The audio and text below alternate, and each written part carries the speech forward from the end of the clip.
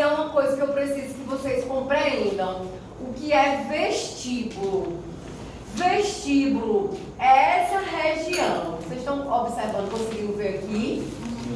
Então, o que é vestíbulo? É o espaço, se for nessa região anterior, é o espaço entre os dentes e os lábios.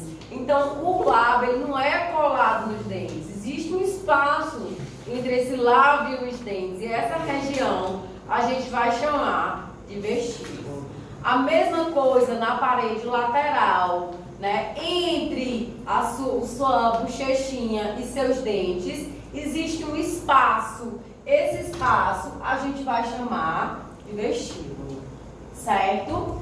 Palato duro, vocês já conhecem. Palato mole, vocês já conhecem. Lá na região de palato mole, a gente tem alocada as nossas tonsilas, né? A gente tem as tonsilas palatinas, que é a mesma coisa de amígdala, tá? E essas tonsilas que ficam lá próximo no palato mole, a gente diz que elas estão localizadas na região tonsilar.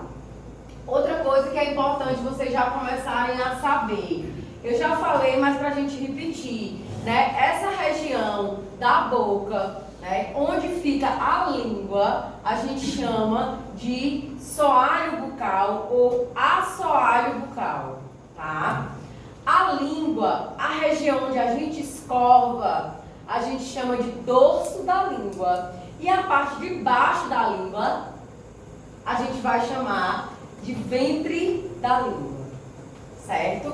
Então, são várias situações que é preciso, né, várias regiões da cavidade oral, e vocês precisam memorizar todas elas, tá?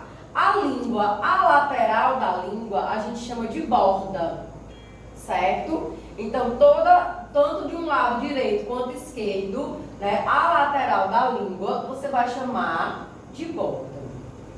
E aí, um detalhe, o que é rima bucal? Rima bucal é quando você fecha os lábios, ó. Esse local onde seus lábios se encontram, a gente chama de rima bucal. É uma fenda limitada pelo encontro dos lábios. Então, quando você toca seus lábios, você forma uma fenda que é chamada de rima bucal, certo? Olha, já foi isso. Aí agora eu vou falar mais especificamente dos componentes da cavidade oral, porque a boca ela tem várias paredes e é preciso que vocês saibam todas as paredes e saibam me dizer quais são os componentes dessas paredes. A primeira parede que a gente chama é a parede anterior, certo? O que é a parede anterior? Quando você olha para a pessoa, a primeira parte que você vê é a boca dela de frente, né? Então, a boca dela de frente, a gente chama de parede anterior, certo? E quem são os componentes dessa parede anterior? Os lábios, tá? A rima bucal, que eu já expliquei para vocês, quando a gente fecha, né? Essa fenda que a gente forma é a rima bucal. E aí, isso com a boca fechada, né? E aí, quando a gente abre a boca, o que é que a gente verifica na parede anterior dessa boca? A gente verifica o freio labial. Então, ó, eu tenho um freio labial superior e eu tenho um freio labial inferior, certo? Então, a gente consegue ver esse freio labial. E é importante que você, como dentista, né, lá em semiologia você vai aprender isso, mas é importante que quando o paciente chegue, você examine todos os componentes da boca desse paciente. A gente tem mania de olhar só os dentes, até porque a queixa que o paciente vai trazer, em 90% dos casos, é dente. Então a gente acaba olhando os dentes e esquecendo o resto. Mas é importante que você verifique todos os componentes. Nesse caso desse paciente aqui, vocês estão verificando que os dentes estão bem afastados, né? Por que que isso aconteceu? Né? Nesse caso desse paciente, um dos grandes fatores que fez esse dente dele estar afastado é o freio labial, né? Então a gente observa que o freio labial desse paciente, nosso freio, ele fica lá em cima, ó, depois da gengiva inserida. O freio desse paciente está quase aqui na papila interdentária, né? Então o que é que isso ocasiona? Ocasiona o afastamento dos incisivos centrais. Ele fica com um diastema aqui. E não adianta você fechar esse diastema com o aparelho. Você precisa fazer a cirurgia de freio, que é a frenectomia. Vou depilar desse jeito aí, cabia 2 caminhos entre eles. Por causa do freio, aí para fazer a frenectomia e usar o aparelho. Ô, neném, graças a Deus que fez. Mas aí a gente permanente, já? Não, aqui é descido. Certo? Então é preciso que você faça a frenectomia, como a Camilinha fez, né? E aí você reinsere o freio, você coloca o freio no local dele. Depois disso você fecha com ortodontia, né? Então, o que é que acontece? Muitos ortodontistas, inclusive, fecham, né, o diastema com o aparelho, sem observar a questão da inserção do freio labial. E aí o paciente é tempo perdido. Na hora que ele tirar o aparelho, os dentes, ó, fácil de novo, né? Então isso é uma coisa básica que você aprende no seu segundo período. Aí lá na frente tu é especialista em orto e tu não sabe olhar um freio antes de botar um aparelho, né? Então você precisa ter essa noção, tá? Aí outra coisa, o cantinho da boca, quando você olha para uma pessoa de frente, você vê lábio, você vê rima e você vê, não vê o cantinho da boca? Só que o cantinho da boca, ele tem um nome. O nome é comissura labial. Outra coisa que é importante a gente perceber é a questão da linha média. A linha média é uma linha imaginária que divide o nosso corpo inteiro em metade direita e metade esquerda. Se divide o corpo inteiro, vai passar pela boca, né? Então ela deve passar, assim, se o paciente não tiver nenhum problema de oclusão, né? Essa linha, ela deve passar entre os incisivos centrais superiores e inferiores. Tem que coincidir. Quando a linha passa, ela tem que coincidir superior com inferior. Depois você só olha se o seu coincide. Ah, o meu coincide, obrigada. Aí depois vocês olham de vocês, se o de vocês coincide. Se não coincidir, o que é isso que a gente chama? Desvio de linha média. O desvio de linha média, se ele for mínimo, pequeno, não precisa de correção, porque não interfere no sistema estomatognático do paciente. Mas se for um desvio muito grande, aí interfere. Esse paciente ele não vai ocluir corretamente, não vai encaixar corretamente os dentes. Aí é preciso tratamento ortodôntico. Mas é um desvio considerável. Se for um desviozinho imperceptível, muito pequeno, não vale a pena fazer a ortodontia por isso. Mas se for um desvio grande, tratamento ortodôntico, tá? Então precisa se entender parede anterior, o que é parede anterior e quem são os componentes dessa parede anterior, tá? Segunda parede, a parede lateral, né? As bochechas, certo? Então, a parede lateral, as bochechas, internamente, por dentro, a gente tem músculo, né? A gente tem mucosa, que a gente chama de mucosa jugal. Então, por dentro é isso que a gente tem, músculo e mucosa. A gente tem também por dentro, né? Aqui tá até errado, pois densidade de pouso é interno, viu? Densidade de pouso não é aqui na externa, é na interna. Aqui por dentro também a gente tem tecido adiposo. O que é tecido adiposo? É gordurinha, né? Então nossa bochecha, ela tem tecido adiposo, ela tem gordura, né? E inclusive essa gordura muitas vezes se localiza numa bola que a gente chama bola de Bichat, Vocês já ouviram falar na cirurgia de bichectomia? O que é a cirurgia de bichectomia? É remover essa gordura, silêncio, remover esse tecido adiposo, certo? Então, esse tecido adiposo, essa gordura, está localizado dentro dessa bola, que a gente chama bola de Bichat. Aí a cirurgia para remover essa bola de Bichat, que é a gordurinha, se chama bichectomia. Tomia de corte, bichec da bola de Bichat, certo? Essa cirurgia, ela tem indicação. E a indicação não é estética. Embora a gente saiba que muitas pessoas fizeram essa cirurgia de remoção da bola de Bichat por estética, porque achavam que a bochecha era muito grande e queria afilar o rosto, né? Só que essa não é a indicação. A indicação é o seguinte, realmente tem pessoas em que essa bola de Bichat é muito avantajada, muito mesmo. E aí ela morde por dentro, ó. Na hora que ela tá falando ou se alimentando, ela morde.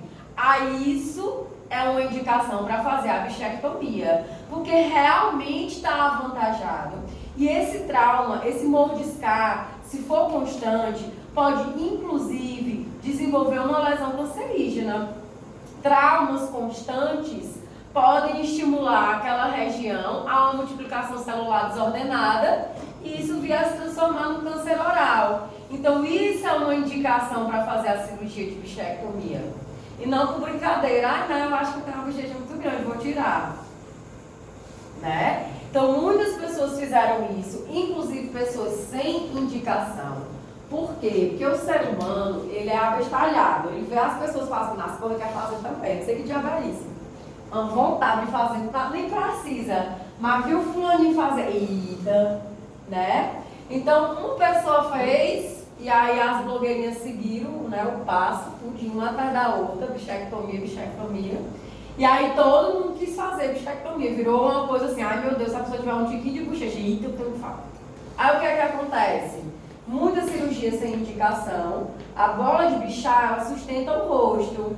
É tanto quando você vai ficando mais velha, ela vai diminuindo. O rosto vai ficando mais magro quando você vai ficando mais velho, né? Então, se você remove essa bola de Bichat sem indicação, você mais nova, remove, né? O que é que vai acontecer? Quando você crescer, aliás, quando você crescer não, quando tiver um pouquinho mais de idade, né? Muito não, né? Quando você tiver assim uns 24, uns 25, você tá com uma aparência de 40, de 50, de 60. Por quê? Porque você não tem mais a gordura, a pele, ó, afunda.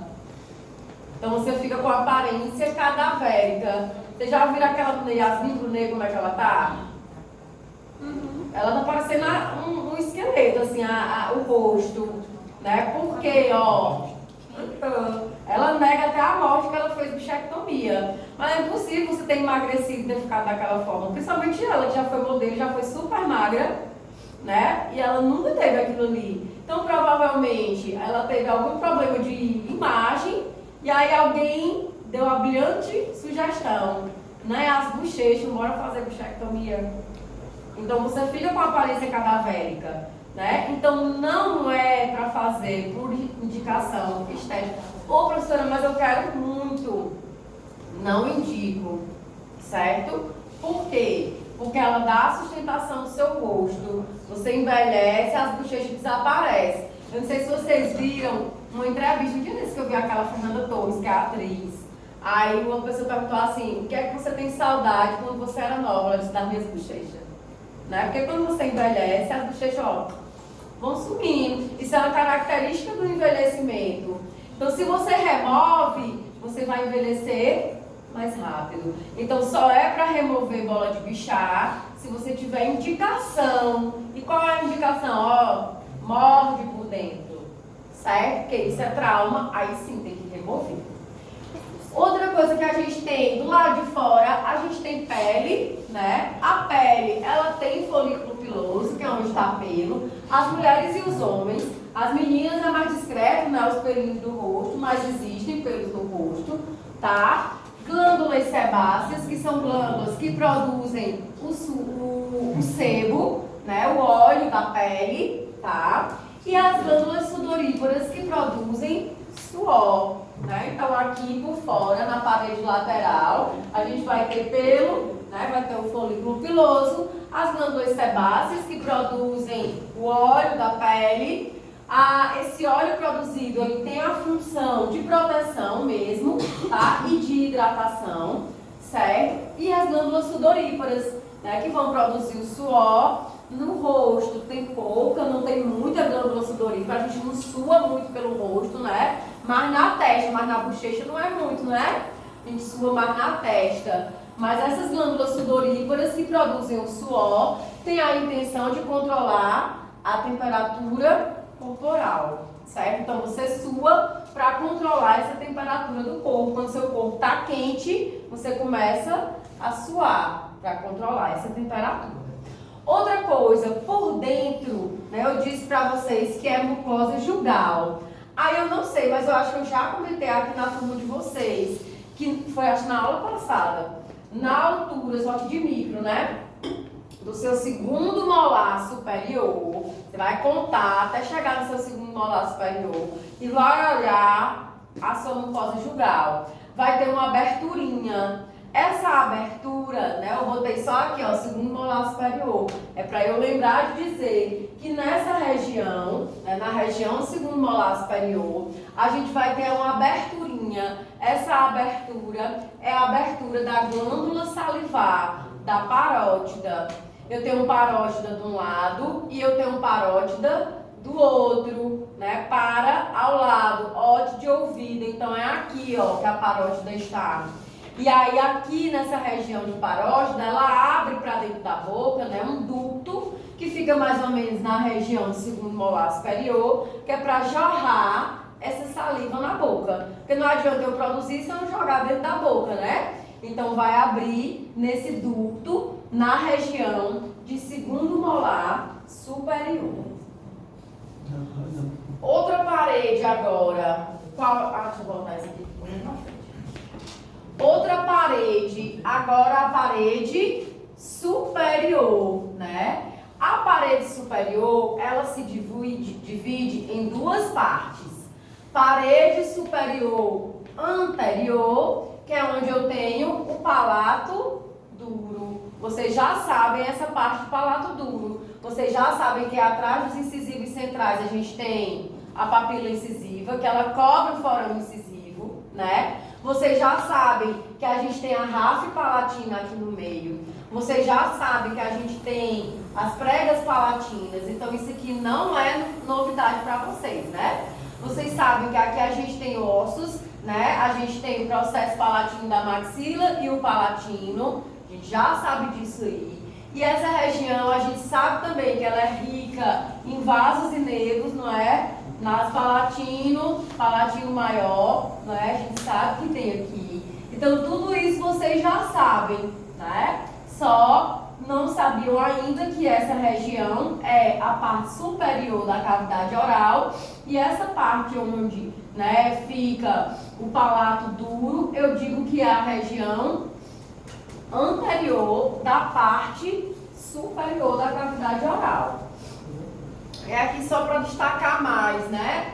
Papila incisiva, ráfia palatina e pregas palatinas transversais, certo? Na região da parede superior, eu disse que aquela região do palato é a região anterior, mas tem a região posterior da parede superior, que é o palato mole. O palato mole, ele vai se localizar entre o palato duro e a úvula. Tem muita gente que popularmente chama essa úvula de campainha, né? Mas ela vai se chamar cientificamente úvula. E o palato mole vai estar aqui, entre o palato duro e a úvula, tá? Essa região de palato mole, né, ele separa a boca do nariz, da nasofaringe, certo? E não tem osso nessa região, por isso que a gente chama de palato mole. Ficou claro? Então, palato duro é a parte anterior parede superior. Eu chamo de palato duro porque tem osso. Palato mole é a região posterior da parede superior. Eu digo que é palato mole porque não tem, certo? O que é isso, né? O que é essa criatura aqui na boca desse paciente? Isso aí é uma exostose óssea, tá? Isso aqui é benigno, tá bem? Não necessariamente é esse formato, pode ser vários formatos, como eu vou mostrar para vocês, ó. Tá? Então isso aqui é uma exostose óssea benigna, né? Essa forma, né, é a simples. Essa daqui, ó, é lobulada. Vocês estão vendo que tem vários pedacinhos, como se fosse um cachinho de uva, né? Então, essa exostose óssea, ela é benigna. É um crescimento ósseo, certo? E esse crescimento ósseo, ele só precisa ser removido se atrapalhar a função do paciente. Como assim? O paciente não conseguir falar direito, o paciente não conseguir se alimentar direito, se ele precisar usar uma prótese, essa prótese tiver, né, for superior ou inferior, e para sentar essa prótese, como é que eu vou fazer? Eu vou precisar remover. Então, a remoção dessa exostose óssea só é indicada se atrapalhar o paciente de alguma maneira. Tem muitos pacientes que possuem essa exostose óssea. Ela é muito comum, mas não necessariamente é tão grande como a gente está vendo nessa imagem. Às vezes é pequenininha, certo? Mas muitos pacientes têm, tá? E aí, eu vou remover de todo mundo? Não. Eu só vou remover se essa silêncio, assim, eu só vou remover se essa exostose atrapalhar a função do paciente, tá? Então, aí eu removo. Mas se não, eu te deixo, não tem problema não, tá? Porque é benigno. Aí, essa exostose óssea, eu vou dar nome. Se for no palato, eu vou chamar torus palatino. Ele também pode aparecer na mandíbula. Essa região aqui, ó. Aí a gente vai chamar de torus mandibular. Tá? Então, torus palatino, se for no palato. Que é torus palatino? Uma exostose óssea benigna. Não é um câncer, certo? Precisa remover? Depende. Se ela tiver um tamanho que atrapalha a função do paciente, precisa remover cirurgicamente, certo? Se essa exostose for no palato, torus palatino. Se for na mandíbula, torus mandibular, tá? Então, só remove com indicação. Eu tenho mandibular, bem pequenininho. Não atrapalha em nada. Não atrapalha na minha fala, não atrapalha na minha alimentação. Então, não remove, certo? Isso é osso, né? É osso, é um crescimento ósseo, tá? Parece uma glândula, né? Aí, se precisar remover, né? O que é que a pessoa vai fazer? Ó, aqui mostrando pra vocês, ele na mandíbula. Ó. Certo? Aqui no palato, né? Ó, vários. E aqui na mandíbula. Aí, se precisar remover, o que é que você vai fazer? Você vai retirar a mucosa, né? Que tá cobrindo aquele osso. Aí você corta, ó, isso aqui é a cirurgia. Você corta esse osso em vários pedacinhos, porque não dá para remover tudo de uma vez com os instrumentos que a gente tem. Então a gente corta para fazer vários pedacinhos e aí esses pedacinhos você vai removendo. Terminou, sutura. Como se fosse a exodontia do siso. Como se fosse a exodontia do siso, que precisa às vezes remover osso, às vezes precisa partir o siso. Então a mesma coisa, tá? Aí vamos lá, outra parede, ó. A gente viu a parede anterior, a parede lateral, a parede superior, agora a parede parede inferior. A parede inferior, eu já disse para vocês, a gente chama de soalho da cavidade bucal ou assoalho da cavidade bucal, certo? É onde fica a sua língua, certo? E aí, a língua, né, ela vai se prender por meio de músculos ao osso iode, né? Inclusive, é o que determina a área de intervenção do cirurgião dentista, vai do iode até a glabela, né? Nossa área de intervenção. E aí, né, essa língua se prende nesse osso iode, tá? A mandíbula, ao processo estilode e a faringe. Quais são as funções dessa língua? Gustação, que é sentir o sabor das coisas.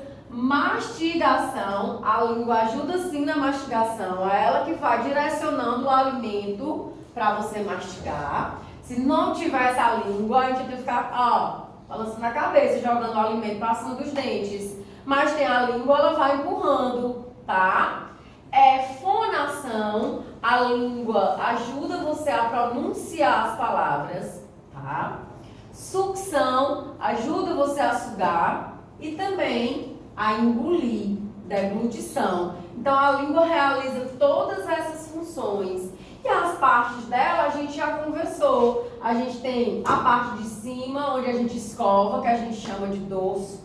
A parte de baixo, que a gente chama de ventre.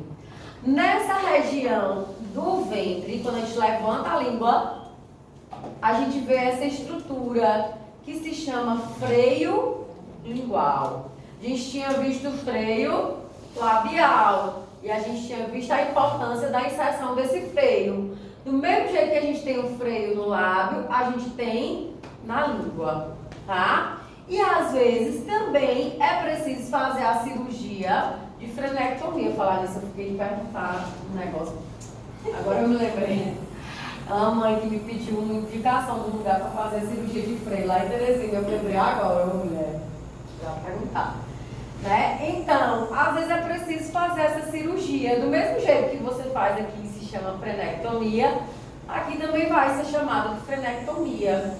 Para quê? Porque a língua tem esse freio para reduzir a mobilidade dela. É para ela se mexer, mas ela tem que ter uma mobilidade controlada.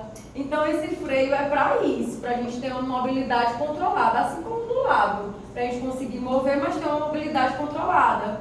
E aí, quando esse freio ele é inserido mais próximo da ponta da língua, aí essa pessoa vai ter o que a gente chama de língua presa. E aí isso vai atrapalhar a fonação dela. Não é? A pessoa fala geralmente assim, que é a língua presa, né?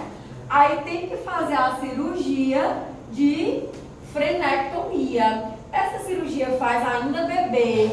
Bebê, o médico identifica isso, o dentista identifica isso e já faz a cirurgia, né? Eu fiz lá bebê. Tinha a língua presa, o médico percebeu e já fez bebezinho, já faz. É uma cirurgia super simples, né? Então a pessoa faz, por quê? Porque realmente atrapalha a fonação. Tem pessoas que optam por não fazer, né? De ficar com a língua presa, vai atrapalhar só o quê? A fonação. Vai ficar fazendo xixi, né? Né? Tem até uma professora.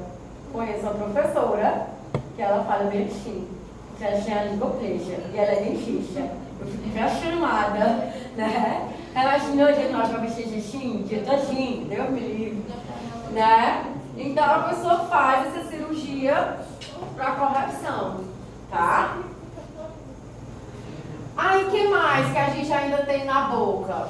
Ó, a gente tem algumas coisas que ainda precisam ser vistas, né? Essa região aqui, ó, essa região a gente chama de filtro, né? O filtro labial, tá? A gente tem também, ao lado do filtro, assim, formando esse filtro labial, essa região que parece um coraçãozinho, né? essa regiãozinha assim, algumas pessoas têm mais elevado, outras menos, a gente chama de tubérculo labial superior. Tem gente que não tem e faz, né? Bota para fazer lá na harmonização facial, porque traz jovialidade. Então tem gente que faz isso aqui, né? Aumenta, para ficar fazendo o mesmo coraçãozinho mesmo, assim, né? Então é tubérculo labial superior, então o tubérculo e o filtro, tá? Essa região a gente já estudou, que é a comissura labial. Aí um detalhe, essa região aqui, ó, a gente chama de sulco nasolabial, ou você pode encontrar em alguns livros chamando de sulco nasogeniano, tá? Então essa região aqui, ó, nasogeniano ou nasolabial. Quanto mais velho você vai ficando, mais fundo esse suco, né? Esse suco nasolabial vai ficando, né? Uma característica também de envelhecimento. Outra forma desse suco entrar: dentes, ausência de dentes. Se o paciente não tem dente, esse suco entra, porque o dente está ali para fazer uma certa sustentação, né? Você não tem, esse suco entra. Então, a pessoa não tem dente, ela tem uma aparência mais envelhecida naturalmente, né? Às vezes é jovem, mas parece mais velho quando não tem dentes, porque o suco nasogeniano fica mais aprofundado. Nasogeniano ou nasolabial, tanto faz, certo? Então, é uma característica também, tá? Outra coisa, suco mentolabial. Aqui, ó, entre o mento e o lábio tem uma depressãozinha, não tem? Essa depressãozinha você vai chamar de suco mentolabial. Então, suco mentolabial, suco nasolabial ou nasogeniano, comissura labial, filtro, tubérculo labial superior. Tá? É o quê? Tudo aprofundado. Sou gata. Aí isso aqui, gente, é uma característica que ocorre nos lábios ou então na mucosa jugal. São glândulas sebáceas. Na boca da gente tem glândula sebácea, na mucosa jugal também tem. Glândula sebácea produz sebo, né, óleo. E aí alguns pacientes, eles têm no lábio, ó, vocês conseguem ver essas granulaçõezinhas amareladas? Isso aqui, né, como se essa glândula sebácea que está localizada aqui nos lábios, é como se tivesse ficado assim entupido. E aí fica umas bolinhas, né, umas elevações amareladas. Também é benigno, tá? Não é maligno, é benigno. E causa, às vezes, no paciente só o desconforto estético, né? Mas não causa dor, não vai se transformar num câncer, nada. Então, se você vir, né, no lábio ou na região de mucosa jugal, né, elevaçõezinhas, erupçõezinhas amareladas, né? Várias assim, ó. Aí a gente chama de glândulos de Fordyce, tá? Não é Fordyce, é Fordyce, tá? E aí é isso, são glândulas sebáceas como se elas estivessem entupidas. Aí o sebo, a gordurinha, né, aquele óleo, fica preso. E aí você fica vendo aquilo, tá? Professora, é maligno? Não, é benigno. Qual é o grande problema? Causa desconforto, dor? Também não. O que vai causar é só o desconforto estético, tá? O que mais? Os lábios, né?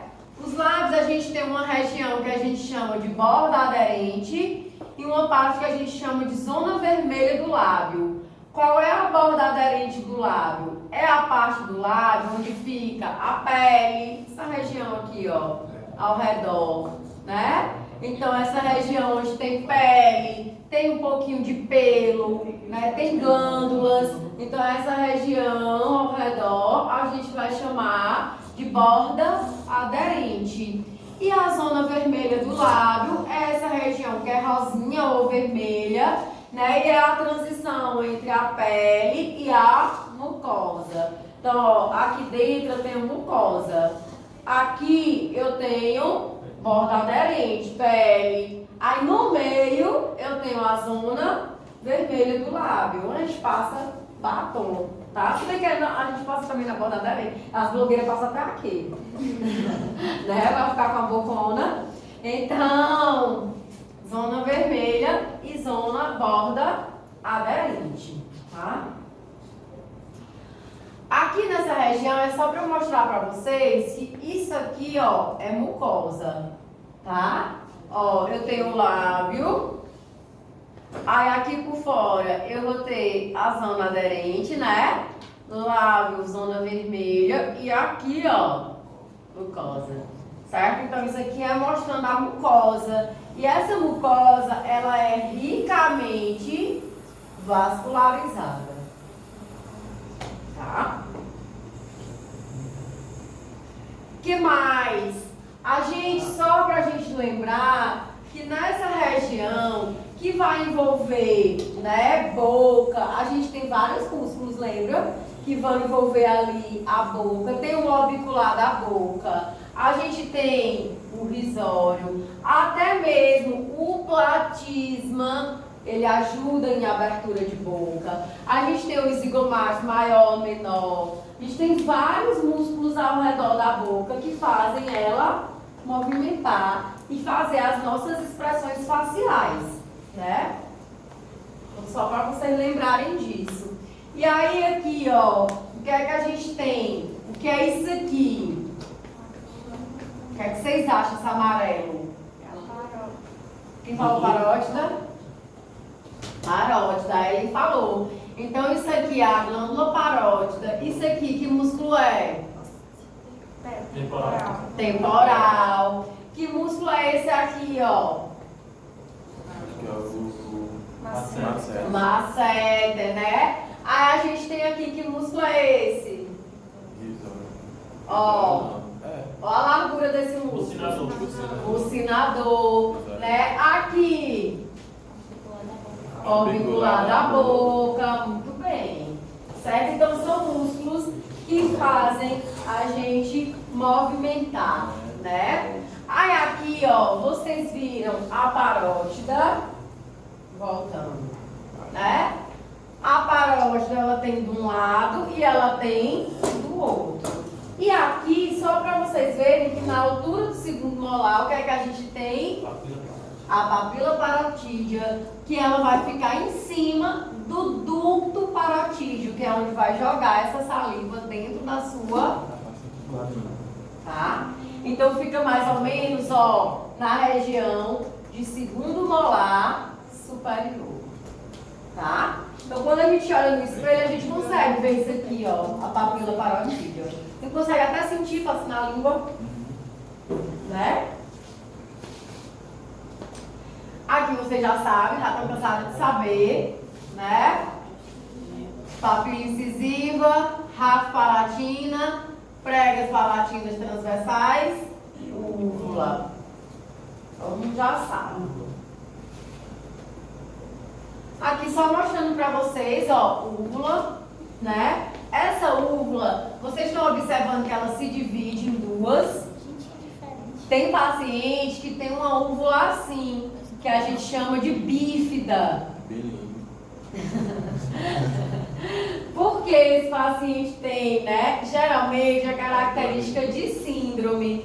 Paciente que tem síndrome de Down, geralmente ele tem a úvula bífida separadinha, tá? Então é uma das características da trissomia, né, do cromossomo 21.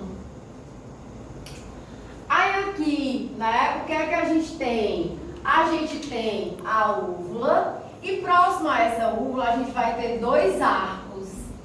Um arco que a gente chama de arco palato-faríngeo e outro arco que a gente chama de palato grosso. É fácil, minha gente, mas tem muito detalhe. Então por isso, começa a estudar. Isso aqui vocês já viram, não já? A gente já estudou lá em micro. Eu já mostrei para vocês que a gente tem 3 tipos de gengiva. A gente tem a gengiva marginal livre, que é a que fica coladinha no dente, né, vizinha ao dente. A gente tem a gengiva inserida. A gente tem entre os dentes, em vizinho, a papila ou gengiva interdentária, né? E nessa região aqui, acima da gengiva inserida, o que é que eu vou ter? Mucosa alveolar. Então, de novo, ó, dente, a gengiva perto do dente, gengiva marginal livre. A gengiva entre os dentes, papila interdentária ou gengiva interdentária. A gengiva que fica mais ou menos ao lado do freio labial, essa gengiva aqui eu vou chamar de inserida. E logo acima dela eu tenho a mucosa alveolar. Aí a gente sabe que essa gengiva, ela faz parte do periodonto de proteção. Porque o outro periodonto é o de sustentação, que é osso, ligamento, cemento, né? A gengiva, ela protege. Ela protege quem? O dente da exposição. Ela está cobrindo a raiz desse dente. Se essa gengiva sai, o que é que o paciente sente? Dor, sensibilidade. Porque a gengiva não está mais ali protegendo. Tá? ATM, já estudaram. É só para a gente lembrar que a ATM, ela é articulação temporomandibular, né? E que ela vai ser entre o côndilo da mandíbula e a fossa mandibular, que está localizada no osso temporal. Aqui dá para ver bem direitinho aquilo que vocês erraram, ó, disco articular, né? A cápsula articular, dá para a gente ver aqui nessa imagem, né? Aí um detalhe, luxação de mandíbula. O que é isso aí, né? Por que a gente chama? O que é luxação de mandíbula? É uma expressão que a gente usa para denominar quando a mandíbula ela fica travada na posição aberta. O paciente abre a boca e não consegue mais fechar. Fica aberta, travada. A gente chama isso de luxação da mandíbula. Lembra que quando eu ensinei para vocês os movimentos mandibulares associados aos músculos da mastigação, aí eu disse assim, ó, repara, eu disse que isso aqui é a fossa mandibular, que antigamente chamava de cavidade glenoide, que na frente eu tenho um tubérculo articular, né? Aí o côndilo tá lá dentro. Primeiro ele faz rotação, né? Ele gira, ele tá assim, ó. Aí ele gira ao longo do próprio eixo, em torno do próprio eixo, né? Aí depois ele faz isso aqui, ó, baixa, não é? Aí vai pra frente e volta. Sabe por que ele baixa? Porque ele precisa passar pelo tubérculo articular. Se ele for reto, ele bate no tubérculo, não passa.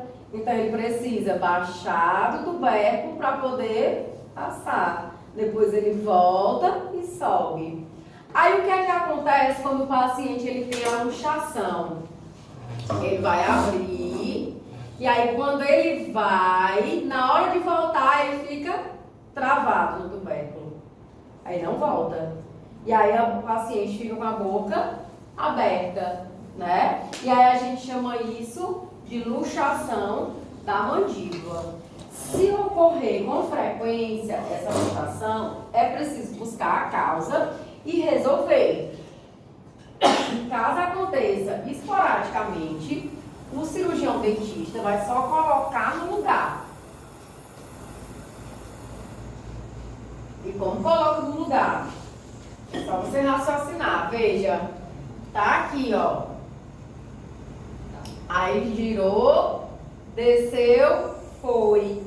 No que foi, ó, pra voltar ficou preso. E agora, como é que eu faço para voltar?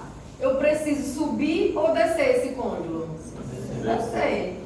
Então, você vai empurrar para baixo. E depois você vai levar para onde? Para frente ou para trás? Pra trás, ó.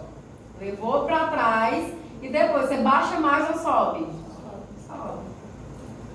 Então é só uma lógica você entender que para aquela mandíbula estar travada, né? É porque está preso no tubérculo articular. Então eu preciso baixar, jogar para trás e subir, né? Então como você faz isso? Você coloca o paciente encostado na parede, sentado numa cadeira, encostado na parede. Por que não dá em pé? Porque em pé você não tem força, você precisa ver e ter força de apoio. Então o paciente está encostado na parede, sentado numa cadeira, você coloca seus dedos lá atrás, nos molares, último dente, empurra para baixo, para trás e para frente. Movimento forte e rápido. Não pode ficar. Não, tem que ser rápido, preciso. Certo? E aí você coloca novamente no lugar. Quem deve colocar essa mandíbula no lugar é o dentista. Certo? É uma manobra fácil, não é difícil. É fácil. Você só precisa ter firmeza. Apertou para baixo, para trás, sobe. Tem chance de piorar? Chance de piorar? Não. Não tem chance de piorar. A única coisa que pode acontecer é você não conseguir. Então, assim, eu não aconselho você fazer várias vezes. Por quê? Você vai colocar o paciente em sofrimento. Só dói. Toda vez que você fizer, dói. Né? Então, aconselho você tentar pelo menos uma vez. Por quê? Porque é algo simples, né? Para você encaminhar esse paciente, tá? Então, você vai tentar pelo menos uma vez. Se você não conseguir, aí você encaminha esse paciente para onde? Hospital. Porque no hospital tem um buco coloca no lugar se você não conseguir colocar. Mas é algo muito simples mesmo. Entende? O deslocamento pode causar alguma lesão na área? Na região, não. Já desloca porque já tem uma lesão. Já tem algum desgaste. Já tem algum problema, provavelmente, geralmente, é no disco articular o problema, porque o disco articular está entre os dois ossos, né? Então, muitas vezes o problema é ele, é o disco articular. Aí, às vezes, vai ter que resolver cirurgicamente, dependendo da quantidade de vezes que luxa, tá? Então, você deve tentar colocar. Não conseguiu, encaminha para o burro que ele coloca. Não tenta várias vezes, não, porque põe em jogo sua credibilidade e deixa esse paciente também em sofrimento, tá? Não acontece muito pouco, né? Não é em consultório, né? Acontece muito pouco. Você tem que observar pacientes que têm estalos, não deixar esse paciente com a boca aberta por muito tempo, na hora que vai você atender. Se esse paciente tem limitação de movimento, de abertura de boca, o procedimento dele tem que ser rápido, que é justamente para você não provocar a luxação dentro do seu consultório. Tá? Mas se acontecer já sabe, bota no lugar. A tua?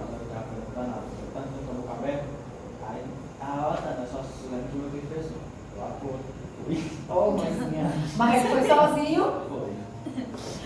Quase sai, quase. Faltou pouquinha coisa, mas acontece. Né? Quando você fica muito tempo ali com a boca aberta, pode acontecer. Comigo isso aconteceu uma vez, um paciente, mas foi uma coisa tão simples, até hoje eu nunca entendi. Uma menina muito nova, 12 anos, e eu estava fazendo uma profilaxia nela. Que é uma coisa super rápida e que não precisa abrir a boca demais. Então, provavelmente, ela já tinha algum desgaste, só que ela era muito nova, entendeu? 12 anos.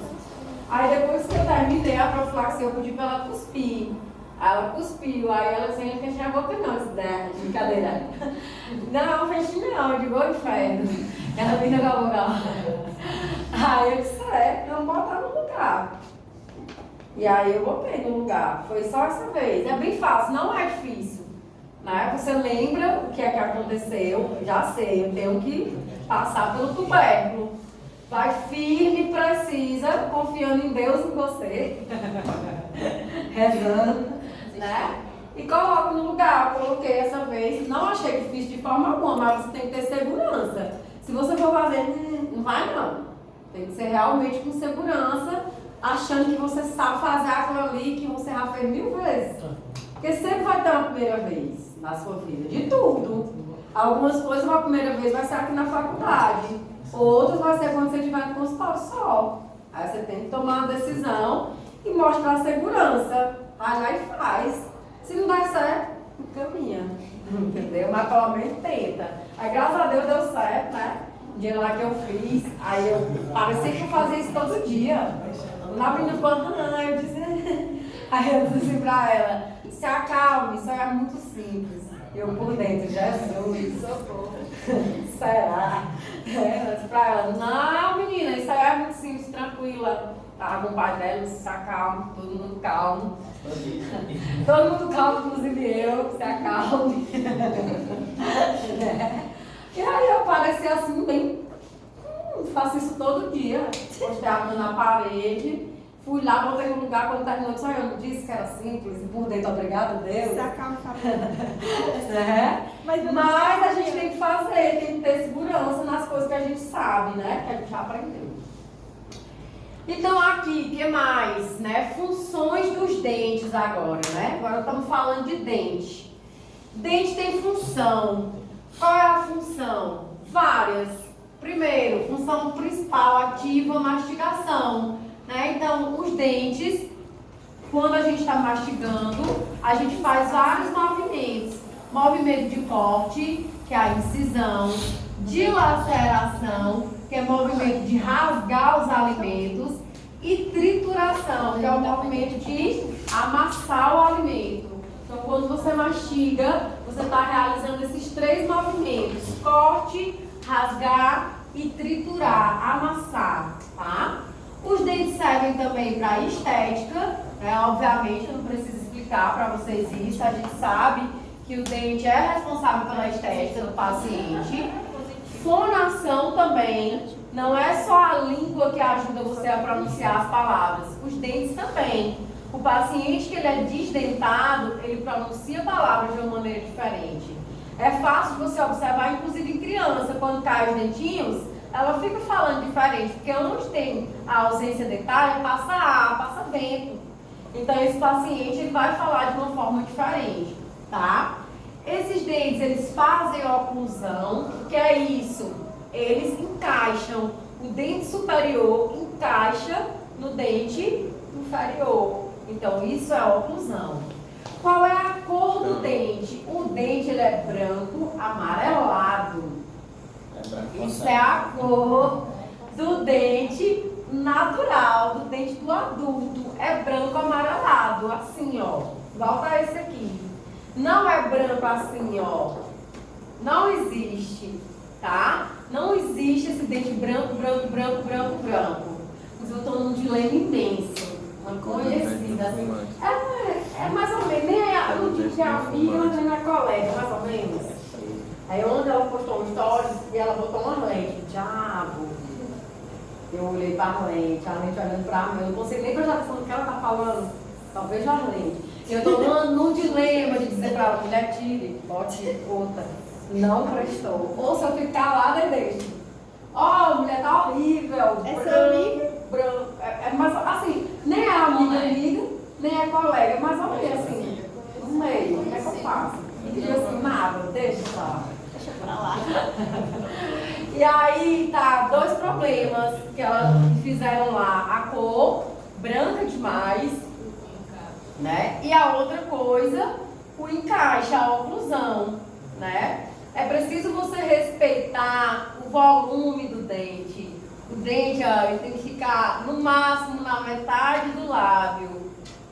Se passar da metade do lábio, aí ele fica volumoso demais, certo? Então a gente precisa ter esse respeito. E na hora de devolver a cor, eu sei que muitas vezes é o paciente que pede. Ele pede branco, ele quer brancãozão, entendeu? E aí cabe a você explicar, olha, se a gente botar branco assim, ó, vai ficar artificial. Porque a cor natural do dente é branco amarelado. A gente, óbvio, não vai botar um amarelo, dente amarelado de café, né, no paciente.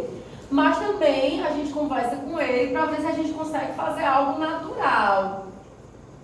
Porque tem paciente que realmente quer brancão. Isso aí quer colocar justamente para dizer que tocou.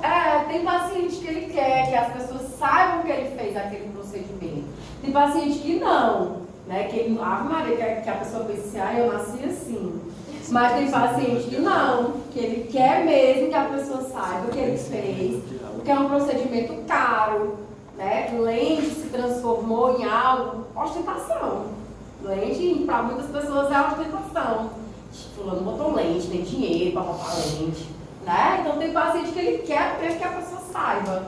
Enfim, o que é que você como dentista vai fazer? Você vai pensar, né? Por quê? Aquele dente que você faz é seu cartão de visita. A pessoa vai perguntar, quem foi que fez? Fulano, né? Então você que tem que saber se você quer seu nome associado àquele trabalho. Ou se você não se importa, tipo assim, o paciente pediu, eu vou fazer. Questões estéticas, você pode fazer o que o paciente quer. No caso de cor, entendeu? Cor você pode. Porque a cor não interfere na função dos dentes. Certo?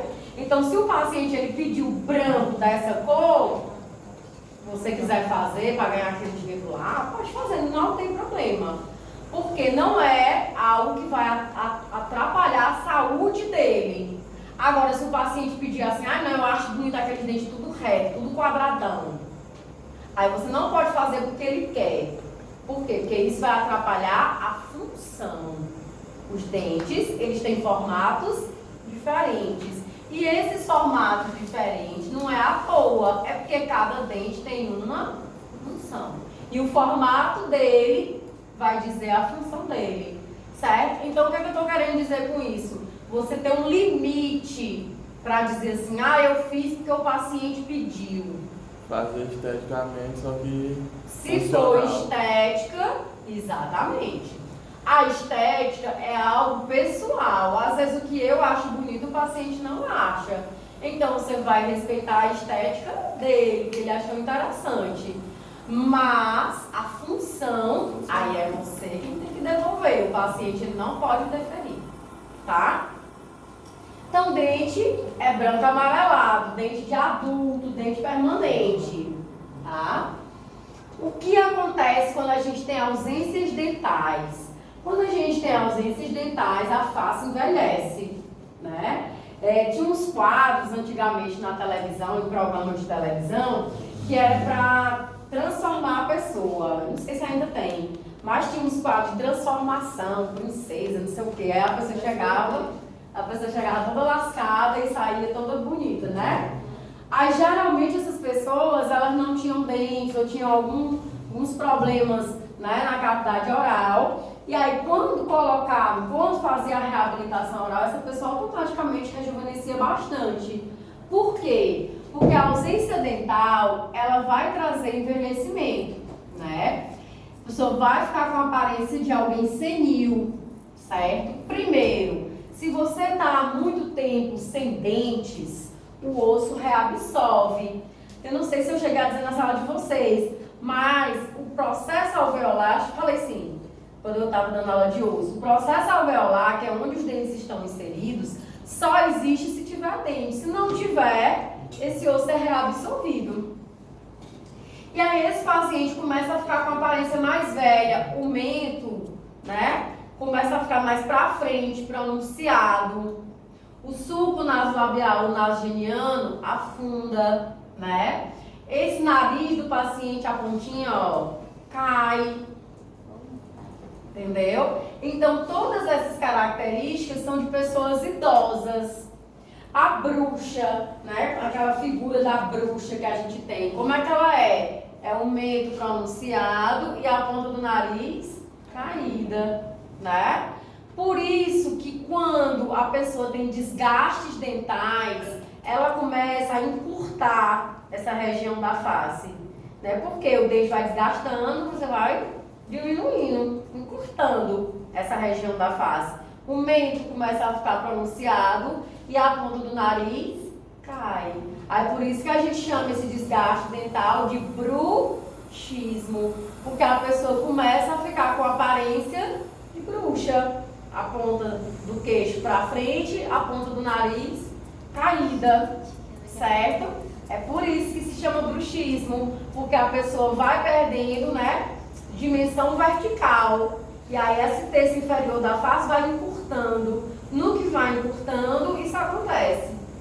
Então você vai ficar com a aparência de bruxa, por isso que chama bruxismo. Então a ausência dental traz envelhecimento. Mento pronuncia, ponto do nariz cai, suco nasogeniano aprofunda, tá? Aqui, ó. O mento bem pronunciado, o nariz dela é bem pequenininho, mas mesmo assim, ó, a pontinha caída. E, ó, o suco nasogeniano aprofundado, tá? Aqui, ó. Se vocês observarem, é uma foto, acho que foi do Oscar, né? Todo mundo cheio de dente, né? Todo mundo bem bonito. Agora todo mundo sem dente. As mesmas pessoas. Automaticamente a pessoa envelhece, né? Então a ausência dental, até Brad Pitt ficou feio, né? Sem dentes. Então a ausência dental traz esse envelhecimento realmente, né? Traz realmente a aparência de mais velho. E é porque aqui, ó, foi no Photoshop. Mas você já observa, acentua mais essas características do envelhecimento, tá?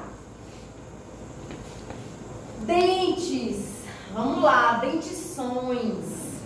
Característica de dentição. O que é que a gente tem? A gente tem 3 tipos. Isso aqui é a forma de classificar os seres, os animais. Porque nós somos animais, né? Alguns racionais, outros não. Eles assim, o ser humano é racional, nem todos. Né? Alguns. Mas vamos lá. A gente tem os animais e a gente classifica esses animais de acordo com a sua dentição. Existem animais que eles têm apenas uma dentição. Os dentes que eles nasceram é o dente que ele vai morrer. Então esse animal a gente diz que ele é monofiodonte. Nós, seres humanos, nós somos difiodontes, porque nós temos 2 dentições. A dentição de leite, que a gente chama decídua, e a dentição permanente, né? Os dentes permanentes. Então nós somos difiodontes. E tem animais que eles têm várias dentições. Aí cai um dente e nascendo mais, cai um dente e nascendo mais. Esse animal, a gente diz que ele é polifiodonte. Se o ser humano fosse polifiodonte, pode ter certeza que a nossa profissão não existiria, porque ninguém ia ligar. Ah, vai cair, vai nascer outro, ninguém se importava. Né? Que é o que acontece com a dentição decídua. Geralmente as mães não cuidam dos dentes de leite, porque pensa assim, vai cair, né? E aí a gente vai ver que tem problema em relação a isso. Então, ó, monofiodonte, uma dentição. Nós, seres humanos, difiodonte, 2 dentições. Alguns animais são polifiodontes, várias dentições. O que é plexodonte? Essas 2 características são características da dentição humana. Nossa dentição, nós somos plexodontes, porque nossos dentes têm diferentes formas. Um incisivo central é diferente do lateral, que é diferente do canino, que é diferente do pré, que é diferente do molar. Então, nossos dentes têm formas diferentes, então a gente é plexodonte. Além disso, a gente é heterodonte, porque esses dentes de diferentes formas vão ter diferentes funções. Então, é por isso que eu não posso fazer os dentes do paciente tudo no formato só. Por quê? Porque eu vou tirar essa característica da plexodontia e heterodontia. E isso é importante, porque cada dente tem uma função. Básico, tá? Depois vocês vão ver isso aqui mais aprofundado. Isso aqui é só o básico. Coroa, parte do dente que está externa, né? Raiz, parte do dente que está inserido no osso. Certo? Aí vamos lá. Tecidos dentários. Ano que vem a gente revisa isso lá em histologia, mas é preciso que vocês já comecem a saber. Qual é esse tecido mais externo? A gente vai chamar de esmalte. Esmalte só existe na coroa. A gente não tem esmalte na raiz. Vocês estão vendo, ó, que essa partezinha branquinha é só na coroa. Na raiz a gente não tem, certo? Na raiz a gente tem um tecido, ó, cemento. Esse cemento só existe na raiz, não tem na coroa. Aí tem a dentina. A dentina ela tem no dente inteiro, tem na raiz e tem na coroa. E tem a polpa, que também tem no dente inteiro, tem na coroa e tem na raiz. Essa polpa, ela vai estar dentro de uma câmara pulpar, quando é na coroa, e um canal radicular, quando é na raiz. Além disso, no finzinho da raiz, essa região aqui, a gente chama de ápice. E nesse ápice vai ter um buraquinho, que é o forame apical. Então, isso é o básico da anatomia do dente que vocês precisam memorizar, certo? Então, coroa, raiz, básico. Esmalte, só tem na coroa. Cemento, só tem na raiz. Dentina, tem na coroa e tem na raiz. Polpa, tem na coroa e tem na raiz. Na coroa, a polpa fica dentro da câmara pulpar. Na raiz, a polpa fica dentro do canal radicular. No finzinho da raiz, essa região eu chamo de ápice. E nesse ápice tem uma aberturinha que eu chamo de forame apical, que é por onde vai entrar os nervos e os vasos, tá? Que é só mostrando novamente, ó, só que agora no desenho. Esmalte, só em coroa. Cemento, só em raiz. Polpa, nos dois. Dentina, nos dois. Isso aqui é coroa, isso aqui, raiz. Canal radicular, câmara pulpar. Região de ápice e aqui o forame apical, tá? O que é que a gente precisa saber? Isso aqui a gente vai estudar em histologia ano que vem. Mas agora é já para vocês só entenderem. Esmalte, tá? É a parte, né, o tecido dentário que está só na coroa, ó, recobre os dentes apenas na porção coronária.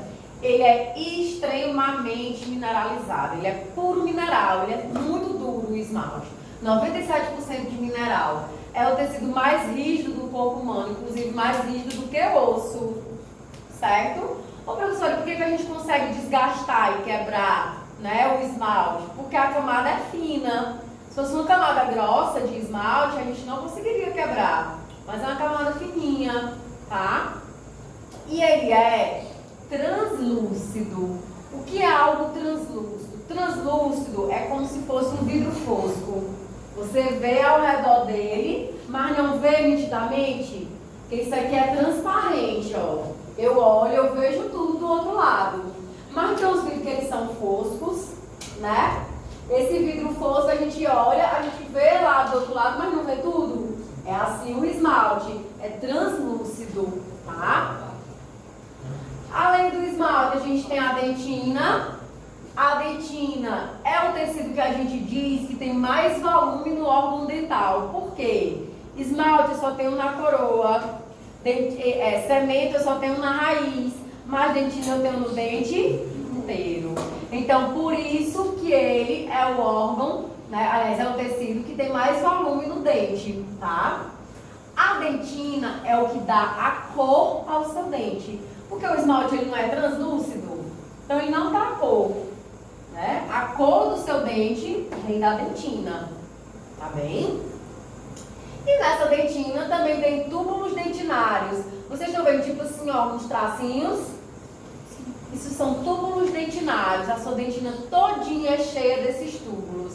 E o ano que vem, eu não sei se eu trouxe hoje, mas acho que não, porque isso é um assunto para o ano que vem. É por conta desses túbulos dentinários que a gente tem sensibilidade dental.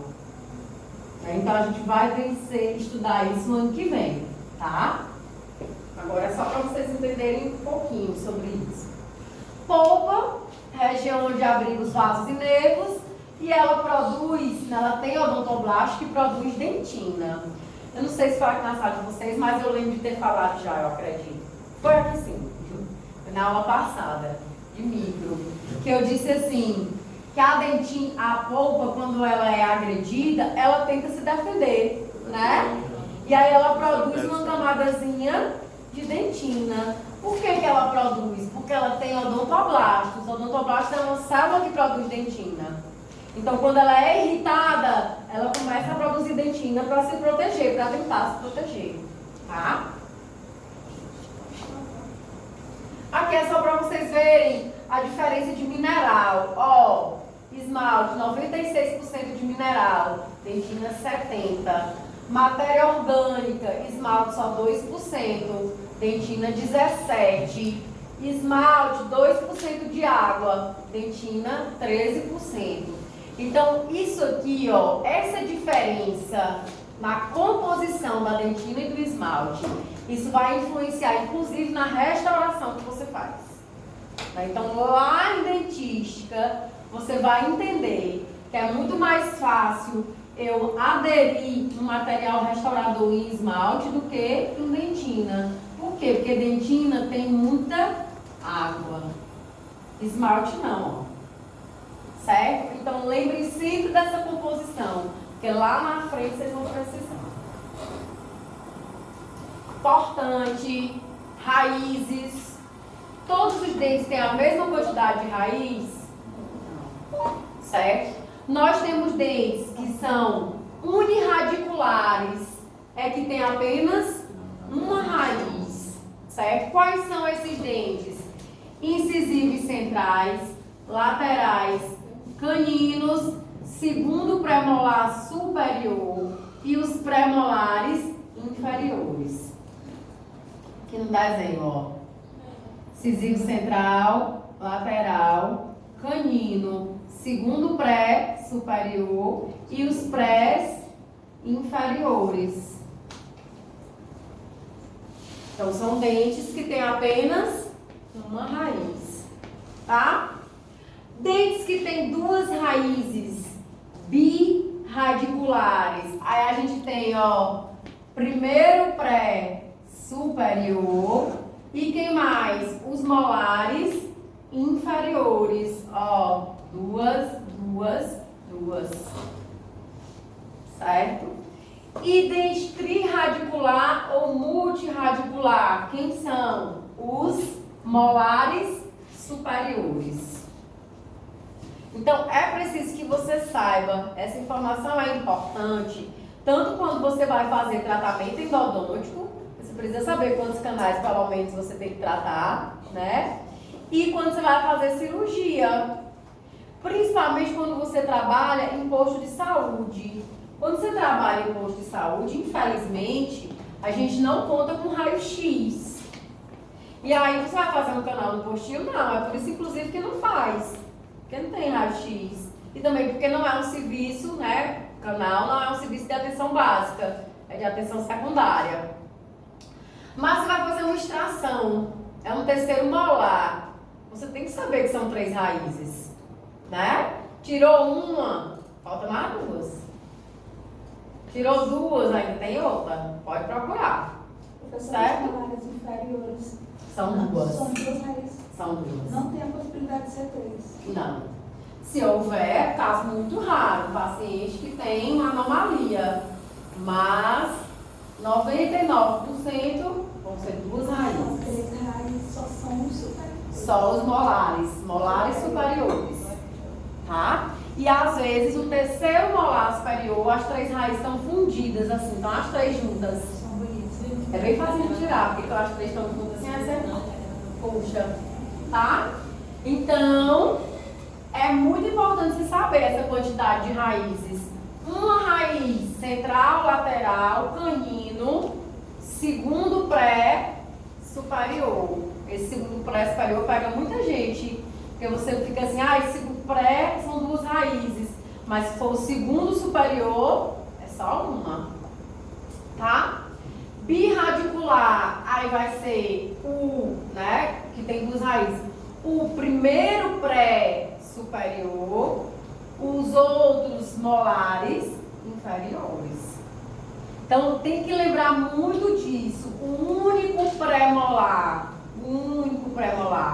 que tem duas raízes é somente o primeiro pré-molar superior. Todos os outros pré-molares têm uma raiz só. Somente, é tanto que aqui na faculdade, pré-molar, os alunos fazem canal de pré-molar. Porque pré-molar é uniradicular. Em graduação, você só faz canal uniradicular. Na taxa, geralmente, não vai deixar você fazer primeiro pré-superior, porque são duas raízes. A não ser que seja muito simples, aí ela deixa, mas na maioria dos casos, não. Ela vai deixar você fazer uma raiz. Quem é uma raiz? Central, lateral, canino e todos os prés, menos o primeiro pré superior. Ele tem duas. Aí quem tem duas? O segundo pré e todos os molares inferiores. Quem tem três? Só molar superior. Terceiro molar, ele é um dente assim esquisito. Ele pode vir só com uma raiz, as duas raízes fundidas, pode acontecer, tá? O que mais? Cemento é o tecido que recobre a raiz dos dentes. É nele que se fixam os ligamentos periodontais. Já mostrei isso para vocês lá em micro. Os dentes. Vamos lá. Quantos dentes? Né? Uma dentição permanente. Se erupcionar todos os dentes, a gente é para ter 32. Né? A maioria dos pacientes não tem terceiro molar. Então, se ele tiver todos os dentes, ele vai ter 28. Certo? Então, teve todos os dentes, inclusive terceiro molar, 32. Não teve os terceiros molares, 28. O terceiro molar é uma coisa que siso. Certo? E eu disse pra vocês, ó, os dentes têm funções. Os incisivos são 8 na dentição permanente, tá? Isso aqui são 8 incisivos. A gente tem, ó, 2 centrais superiores, 2 centrais inferiores, 2 laterais superiores, 2 laterais inferiores. Então, são 8 incisivos. E eles servem para quê? Cortar. Então, pode observar, quando você for mastigar, na hora que a gente quer cortar uma fruta, uma coisa, a gente já mostra no dente da frente. Certo? Os caninos são 4. 2 superiores, 2 inferiores. Eles servem para quê? Rasgar, dilacerar alimentos, tá bom? Que às vezes a pessoa vai abrir um negócio, aí, no canino, né? Não é para isso. Ele serve para dilacerar alimentos, saco plástico, várias outras coisas que a gente não está conseguindo abrir com a mão, que a gente puxa no canino velho, não é para fazer. Certo? E molares, professora, quanto tem? São 12, se a gente contar com os terceiros, tá? Então eu tenho 3 aqui, 3 aqui, 3 aqui, 3 aqui. 4 vezes 3, 12. E pré-molar, nós temos 8. 2, 2, 2, 2. 4 vezes 2, 8. Qual é a função dos molares e pré-molares? Triturar, amassar o alimento. Então você corta com os incisivos, rasga com o canino e amassa o alimento com os pré-molares e molares. Por isso que cada dente tem que ter um formato diferente, porque cada dente tem uma função. Você é plexodonte, você é heterodonte, tá? Vamos para anomalias. Dentes supranumerários. Obviamente, aqui embaixo é um caso raro, né? Não é todo mundo que nasce, né, e os seus dentes erupcionam, quase 2 dentições aqui, né? Parece que tem quase dois arcos dentários, né? Então, existem pacientes que eles têm dentes, meu sotaque misturou agora, dentes com dentes, tem dentes extranumerários. O que é um dente extranumerário ou supranumerário? É que veio a mais, certo? O que é que você vai fazer quando um dente vem a mais? Geralmente, quando o paciente tem um dente que vem a mais, isso vai trazer um problema. Qual é o problema? Esse caso aqui de cima, repara. O paciente, ele tem os 2 prés do arco e nasceu mais 2 aqui, ó. Mesmo jeito do outro lado, eles têm os 2 prés do arco e 2 que nasceram aqui. Qual vai ser o grande problema? Escovar. Isso vai dar problema. Ele não vai conseguir remover o biofilme dessa região. Vai acumular. Se acumular e ele consumir açúcar, o que é que vai acontecer? Cárie. Então, geralmente, o paciente que tem supranumerário ou extranumerário, ele acaba desenvolvendo lesões cariosas. Porque fica difícil dele fazer a higienização. E como a gente não consegue excluir açúcar da nossa vida, porque se a gente conseguisse, tudo bem. Mas a gente não consegue. Então, esse paciente começa a ter lesões cariosas, certo? Então, o que é que a gente vai fazer? Geralmente, quando o paciente ele vem com supranumerário, a gente extrai, certo? Aí você vai ver qual é o dente, vai fazer o exame radiográfico, obviamente, para ver qual é o dente que tem a raizinha completa, para você não tirar o errado, né? E aí você vai tirar aquele dente que está fora do arco, né? Ou aquele que não tem, vamos dizer ali, uma raiz formada, que tem uma má formação, certo? Então, geralmente, o supranumerário, ele está fora do arco, você remove ele, tá? Que é para esse paciente voltar a ter uma boa higienização. Já aconteceu de ver pacientes que ele foi deixando, o dente do arco estragou todinho. Aí, nesse caso, eu tirei o do arco e aí a ortodontia traciona o que está fora do arco para ir para o arco. Entenderam? Legal. Porque o paciente chegou, ele tinha 4. Dos 4, ele destruiu os 2 do arco. Aí eu digo, não, e agora, amado? Eu não vou tirar os outros 2, porque aí ele vai ficar sem nada. Se esses 2 estão rígidos, eu tiro do arco e traciona o que estava fora. Tá? Então, quando o paciente tiver qualquer dente a mais, você vai pensar o que é melhor para ele, extrair, vamos puxar para o arco, o que é que a gente vai fazer, tá? Outra anomalia. Agora é o contrário, anodontia. Supranumerário é tendente a mais. Anodontia tem ausência congênita de dente. O dente não nasce. Geralmente a anodontia acontece na dentição permanente. O paciente tem o dentinho de leite, mas o permanente não tem. Então chegou o momento daquele dentinho de leite cair e ele não caiu. Aí o que é que você vai fazer? E o outro não está erupcionando. Porque às vezes a mãe ela tem que ficar de olho. Dentinho de leite, a gente diz a mãe, porque geralmente a mãe que é o cuidador, mas era para ser os pais. Né? Porque é a mesma obrigação que a mãe tem, o pai tem. O problema é que o pai só quer pegar e tirar uma foto, meu filho, depois devolve. Né? Mas é para cuidar, do mesmo jeito. Então os pais, eles têm que estar atentos para observar. Chegou aquela idadezinha, o dente não trocou, né? Observa, esse dente está vindo fora do arco, que às vezes está vindo por palato ou por vestíbulo. Aí o que é que você faz? Tem que tirar o tecido depressa para a própria criança empurrando com a língua, ele vai no lugar. Se for logo, Se ele já tiver erupcionado todinho, não. Mas vai ser só um pouquinho, você tira o tecido e pede para a criança ficar. Empurra com a língua que ele vai. Certo? Agora, se não, tira o tecido e faz ortodontia, bota no lugar. Agora, o dente está lá de leite, nunca nasce permanente, faz um raio-x. Aí às vezes você vê no raio-x que ele não tem permanente para nascer. Aí o que é isso? Anodontia. Quais são os dentes assim que mais tem? Pode ter anodontia em dentição decídua ou permanente, mas a gente vê mais em dentição permanente, tá? E quais são, né? O que é que aconteceu? Provavelmente aconteceu algo quando esses dentes estavam sendo formados, né? Uma malformação congênita, alguma coisa aconteceu com aquela criança quando esses dentes estavam sendo formados, que o dente não se formou.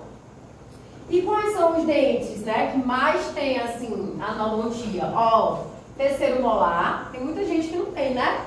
Terceiro molar, não aparece esse dente. Segundo premolar, também tem muitos casos de anodontia. Incisivo lateral e incisivo central inferior. Certo? Então são os dentes que mais são ausentes na dentição, tá? Se acontecer, professora, chegou um paciente meu, ele é criança, a mãe chega com a seguinte queixa: o dentinho dele é de leite, nunca caiu nem nasceu permanente. Primeira coisa que você vai fazer, raio-x. Tem o permanente? Tem. Tira o tecido, porque esse dente permanente vai erupcionar. Não tem o permanente. E agora? O que é que eu faço? Você vai manter o tecido o máximo de tempo possível. Quando cair, esse paciente faz um implante. Ficou claro? Então faz o acompanhamento radiográfico. Tem o permanente, tira o tecido que é para o permanente sair. Não tem o permanente, é a anodontia, deixa o tecido lá. Porque na hora que ele cair, esse paciente vai precisar fazer um implante. Tá? Eu tenho uma amiga, ela tem 31 anos. E ela tem o primeiro molarzinho descido aqui, é bem bonitinho, bem fininho assim. Mas ela tá deixando lá. Na hora que cair, ela já sabe, vai fazer um implante. Agora, dentes apinhados. Um dente por cima do outro, que no popular chama de entramelado. Fulano tem um dente entramelado. O nome correto é apinhado. Por algum problema de desenvolvimento, né, seja genético ou congênito, não vai ter espaço no arco e um dente vai vir por cima do outro. Pode ser também por remoção muito precoce do dente descido. O dente descido ele tem uma função muito importante, que é guardar o espaço do permanente. Se essa criança perde o dente descido muito cedo, os outros vão ocupar o espaço. Quando o permanente vier, ele não tem por onde sair. Aí ele sai pelo palato ou ele sai pela região de língua ou por vestíbulo, né? E aí esse dente vai ficar um por cima do outro. O que é que a gente vai fazer? Ortodontia, tá? Outra característica que pode ocorrer na dentição, giroversão dentária. O dente girado, vocês estão vendo aqui esse dentinho girado? Às vezes acontece dele girar por completo. A lingual fica para frente e a vestibular fica para trás, ele gira todinho. E aí, professor, o que fazer? Ortodontia. Tá? Então, giroversão é alguma anomalia que acontece que o dente gira, ele roda em torno do próprio eixo. É uma rotação que ele faz. E aí a gente faz ortodontia, para botar no lugar. Filhinho do capeta, ó. Todo menino que é danado, ele é assim. Pode ter certeza. Né? Então essas criaturinhas aqui, o que é isso? Mordida aberta. Olha, você vê que esse menino, ele fechou os dentes, ó. Tá tocando lá atrás. Mas na frente, ó, abertinho. Aí o nome disso é mordida aberta no caso anterior. Porque tem mordida aberta posterior também. Você toca na frente e atrás não toca. Essa daqui é a mais comum. A mordida aberta anterior, na frente. Tocando lá atrás, ó, o dentinho. Ele quer tocar na frente. Aí não toca.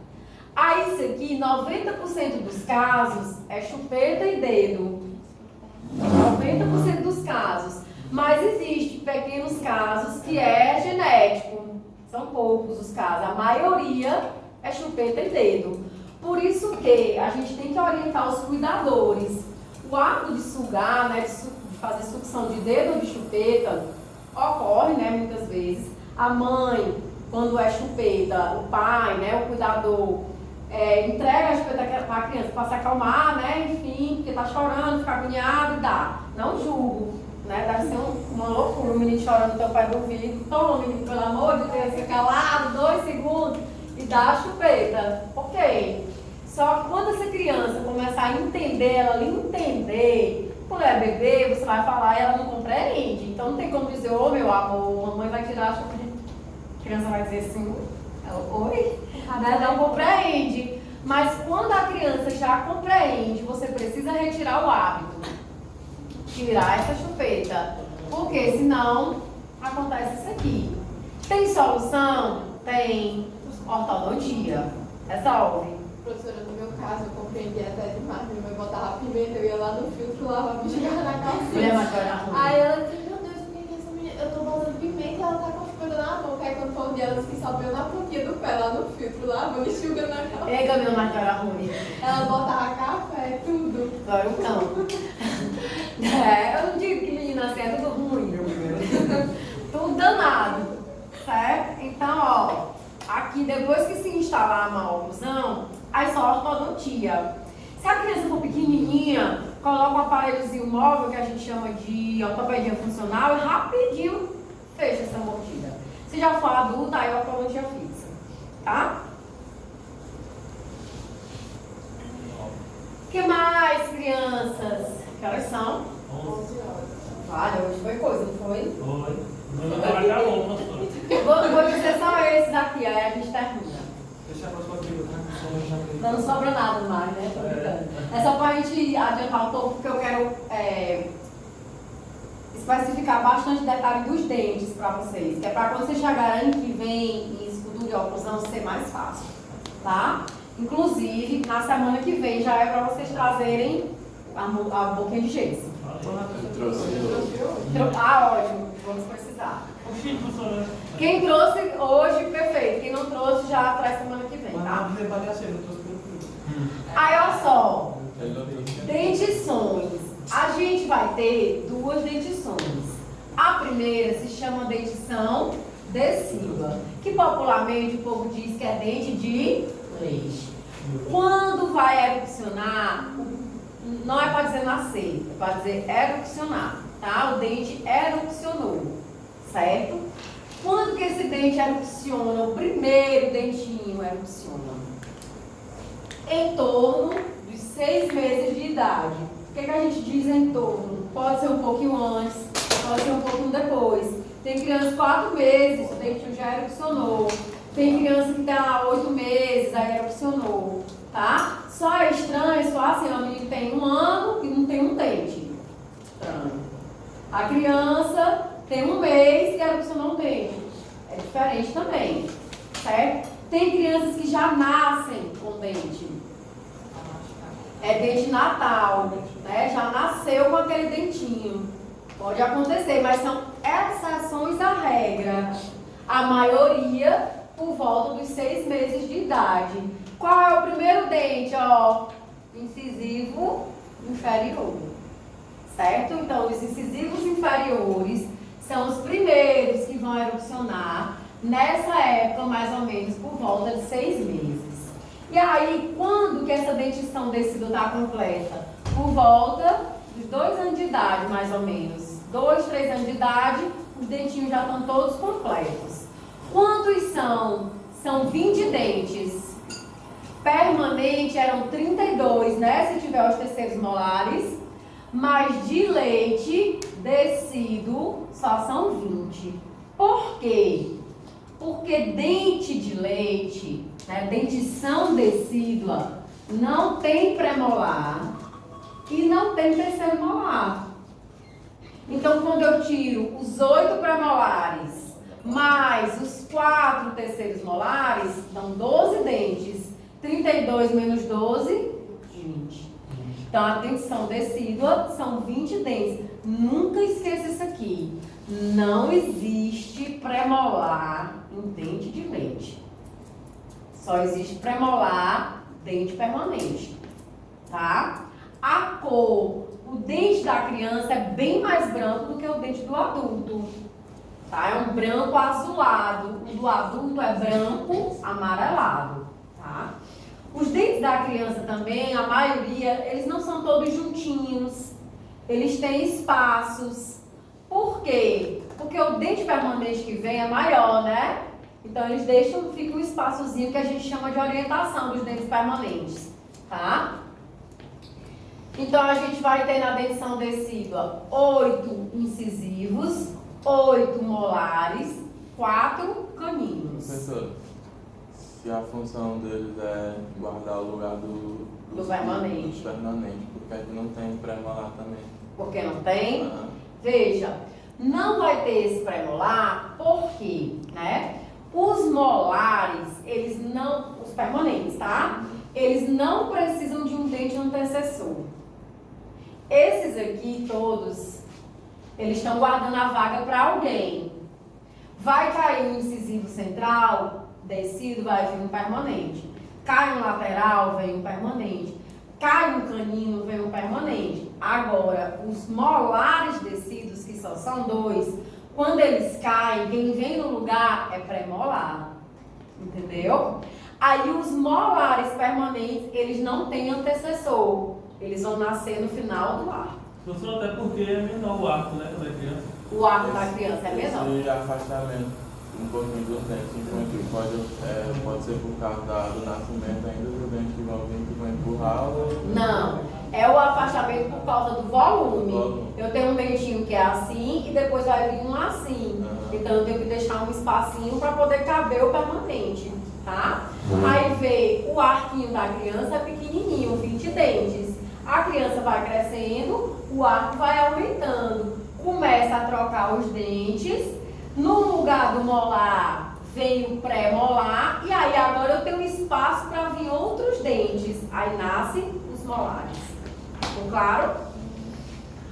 A dentição mista, vamos já acabar. Ó, isso aqui é só um cronograma de erupção dentária. Eu não quero que você memorize tudo. Isso aqui vocês vão memorizar lá na Eduarda. Lá em odontopediatria. Aqui eu só quero que vocês saibam qual é o que erupciona primeiro. Por volta dos 6 meses de idade, quem é que vai erupcionar? Os incisivos centrais inferiores. Tá? Então, ó, primeiro que erupciona, incisivos centrais inferiores. Só isso que eu quero de você agora. E que essa dentição, ela vai finalizar por volta dos 2 a 2 anos e meio de idade da criança. Só isso. Eduarda que vai querer que vocês saibam isso aqui. Por que ela vai querer que você saiba? Porque é importante quando a criança chegar, você orientar a mãe. Às vezes a mãe diz assim, meu filho tem tantos meses e ainda não nasceu tal dente. Você tem que saber, né? Olha, não nasceu ainda, porque a gente não fala para a mãe erupcionar, a gente fala entre nós erupcionar, né? Não erupcionou ainda, não nasceu ainda, porque sua criança ainda é muito nova. Então é preciso a gente ter noção, para a gente poder orientar os pais se aquela dentição está no tempo correto ou não, está na cronologia correta ou não, tá? Mas agora eu só quero que vocês saibam isso. Primeiro que erupciona, incisívo central inferior, e que essa dentição está completa por volta de 2 anos, 2 anos e meio, tá? A última coisa, tio. Para finalizar, dentição mista. Veja, isso é importante vocês entenderem. Professora, a senhora disse assim, nós somos difiodontes. Nós só temos 2 dentições, permanente e descida. E agora só está falando dessa outra aqui, mista. Ela não é considerada uma dentição. Ela é considerada transição. Transição mista. Porque nessa época, o paciente ele vai ter dente permanente e dente descido. Por volta dos 6 anos de idade, surge o primeiro dente permanente, que é o molar. Isso confunde muito as mães, porque a gente precisa orientar, né? Por quê? O que acontece? Os outros dentes descidos caem um para vir outro, né? O molar, quando a criança tem 6 anos, não cai nada. Ele simplesmente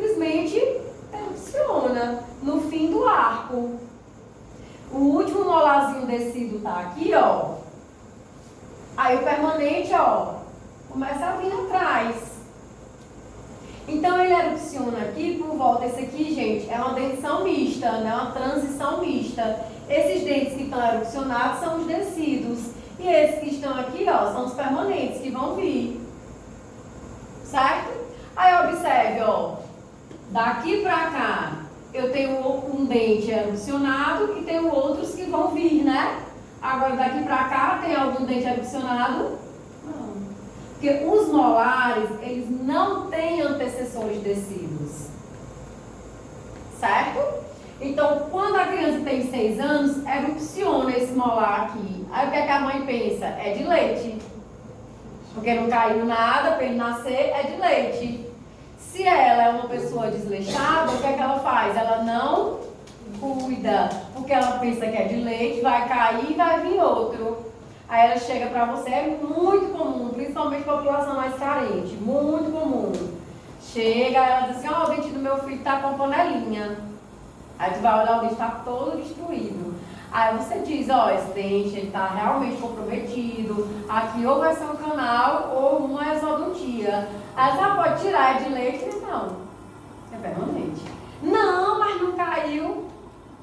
Né? Então a gente precisa orientar.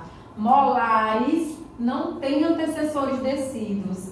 Então, ó, cai um incisivo central descido, vem um incisivo central permanente. Cai um lateral permanente, vem um descido, um lateral descido, vem um lateral permanente. Cai um canino descido, vem um canino permanente. Cai o primeiro molar descido, vem o primeiro pré no lugar. Porque pré não existe na dentição descido. Cai o segundo molar descido, quem vem? O segundo pré permanente. E os molares, eles vão erupcionar sem nenhum dente cair. Eles não têm antecessores. E quando vem o primeiro molar? Aos 6 anos de idade. Certo?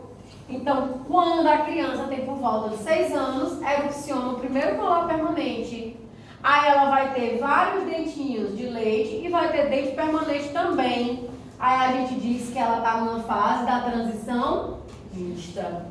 É também conhecida como a fase do patinho feio, porque a criança fica horrível, um dente grande e um dente pequeno.